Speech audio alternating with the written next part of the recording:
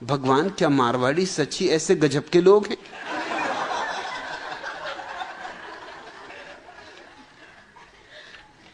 रंजन, इस कहानी पर ध्यान करना।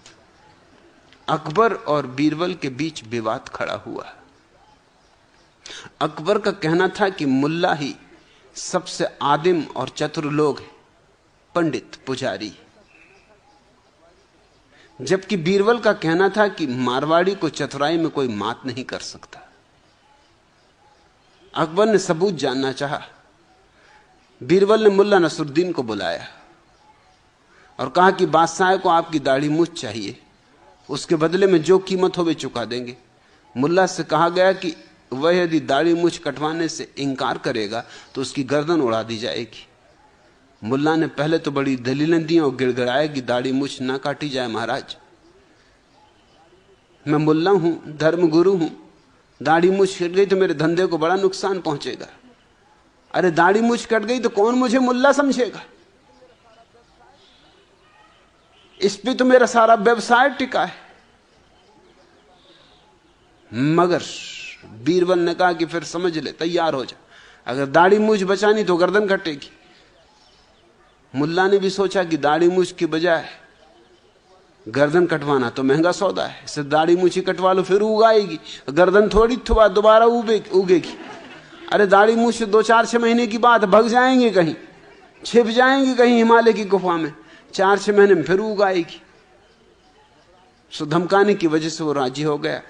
घबराहट के मारे उसने कोई कीमत भी मांगना उचित नहीं समझा कि जान बची लाखों पाए।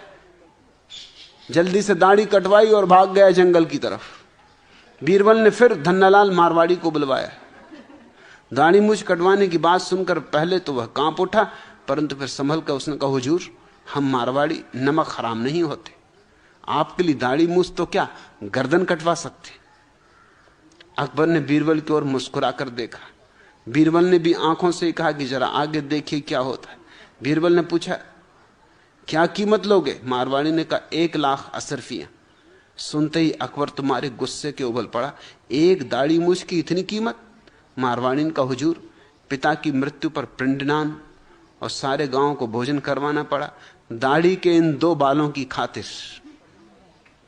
मां के मरने पर काफी दान पुण्य करना पड़ा, दाढ़ी के इन 2 बालों की खातिर।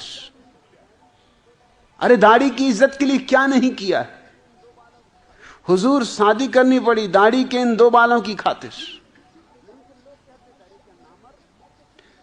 नहीं तो लोग कहते थे अरे क्या नामर्द। सो मर्द सिद्ध करने के लिए शादी तक करनी पड़ी। हुजूर, कैसे कैसे कष्टों में पड़ा, आपको क्या पता, क्या क्या गिनाऊं।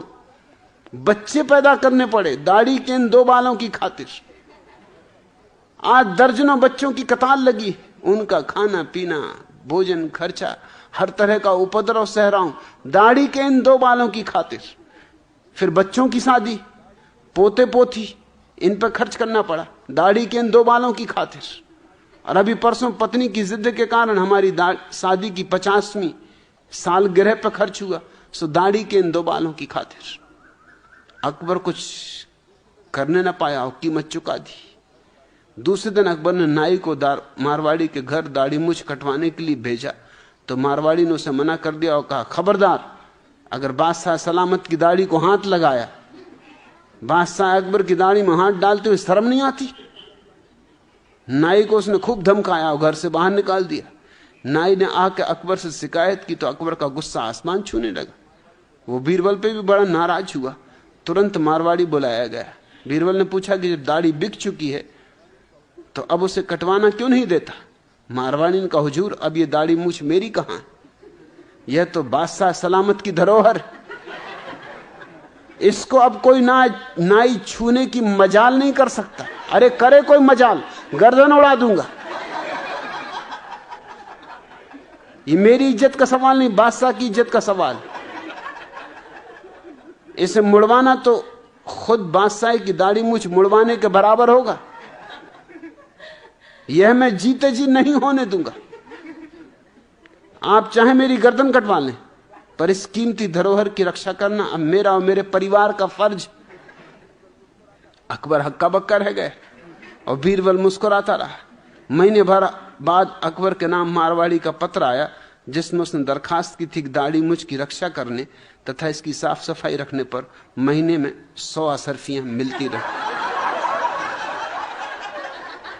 रंजन, तो पूछती कि क्या मारवाड़ी सच्ची ऐसे गजब के लोग हैं? लगता तेरा मारवाड़ियों से पाला नहीं पड़ा। भगवान करे कभी पड़े भी नहीं।